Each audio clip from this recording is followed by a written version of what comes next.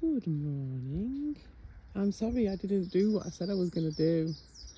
Classic me, innit? I said I was going to do 2 weeks, and that was probably a week ago, and I've done 2 videos. Well, there we go, that's how that went. I've been thinking about it though. This is a twig house now.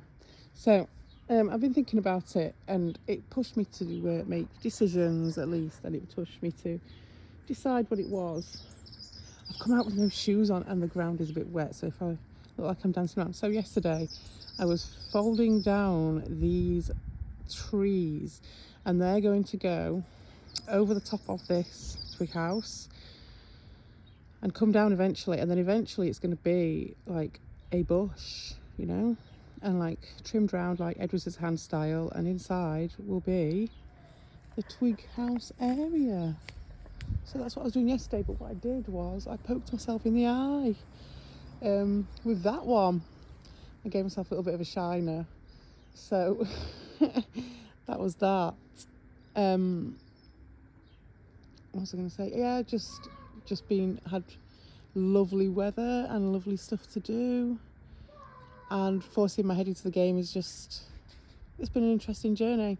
So anyway, that isn't why I'm uploading really, because what happened was I was having a dream where I knew I was dreaming, but it wasn't quite a lucid dream. Well, I suppose it was, but it wasn't like my standard type of lucid dream.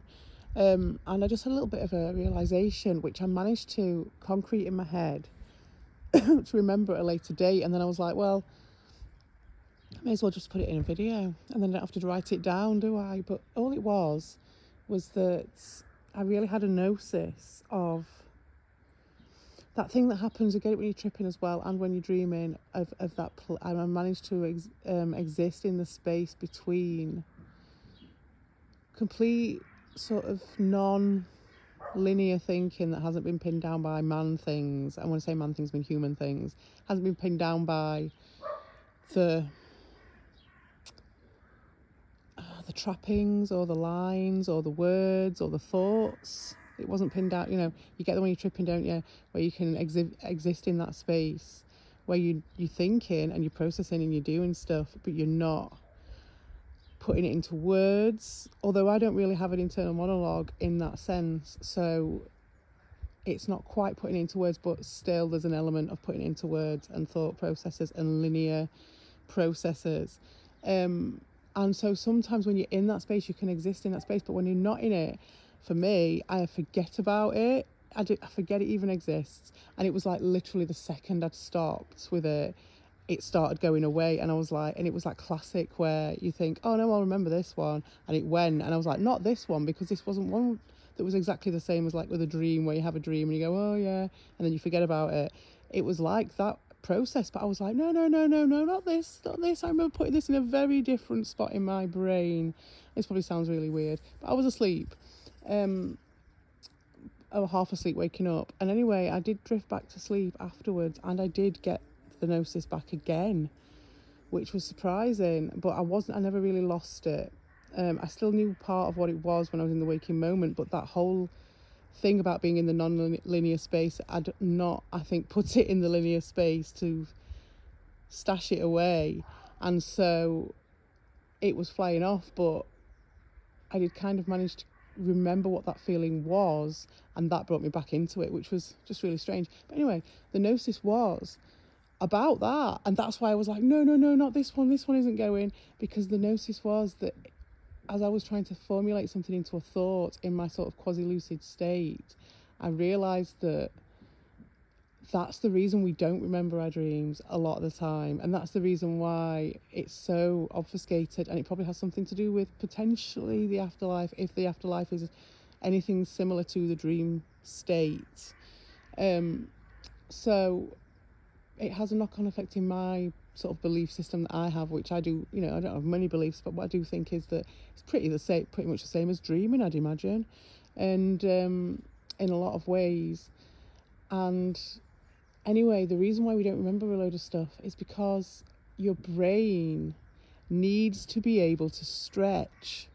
Like, I also think that singing is an evolutionary necessity, is potentially an evolutionary necessity that was created for us to do it, because like, why would we be able to do it as sort of monkeys in trees? Why do we need to sing?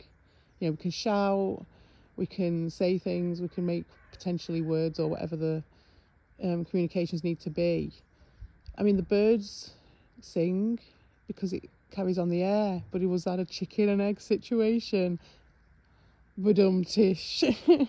I don't know, but these are my thoughts on it anyway. But yeah, in a similar vein to how I think that singing means it was kind of evolutionary, created so that we could exercise our lungs, to clean our lungs out, to keep our lungs healthy, as well as mental health and all the other reasons that probably came off it afterwards. But I was thinking about evolutionarily why, and it would be to exercise our lungs and to bond and all the other stuff that comes with it, of course, like I just said.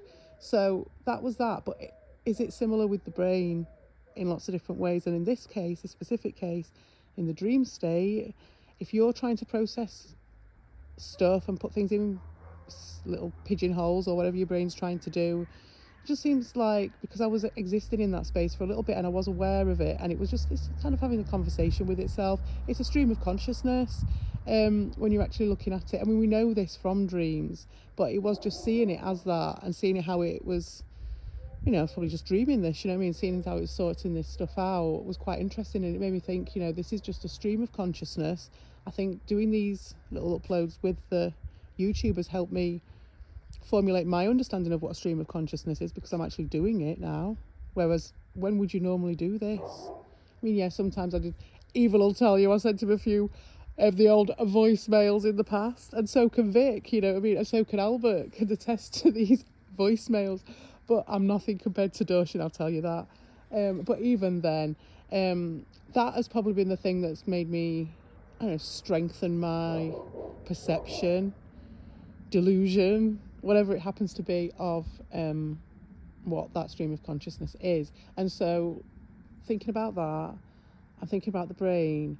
It's like it wants to stretch, it needs to stretch, it can't stretch with the linear stuff on top of it. It can't fully stretch itself out with any of the trappings of the everyday world, whether that's a human with all the stuff, the convoluted stuff that we've layered on top of it, or an animal with their levels of convoluted stuff and their stuff that they deal with that's more linear, like, the marking of sense and the processing of the cycles of the, I don't know, the jobs that they have to do, things that you have to do, keep yourself busy, always be closing and all that stuff. So when you're not always be closing, your brain is in a completely different state. And it was just really interesting. I wanted to write it down. I know I'm probably teaching grandma to suck eggs and telling people everything they already know, but I just thought I needed to remember this because I'll forget it, and I thought I might as well do it as an upload.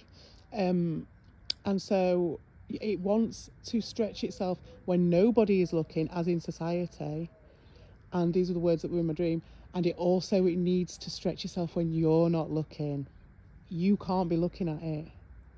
And that's interesting because I was looking at it at the time. So that was really interesting. And also then what popped into my head was, maybe that's what Adam and Eve was all about. So they were my thoughts. I am going to enjoy my post-gnosis smoke in the twig house, or just outside the twig house because it's nice weather. I'm going to have another go. I need to do my second pass at this. Hopefully that'll all be folded down, apart from the back layer will stay up. But that bit up there, that will fold down as well with the next pass. These are from the first pass and they just need neatening up. So maybe see how I go on. All right, see you later.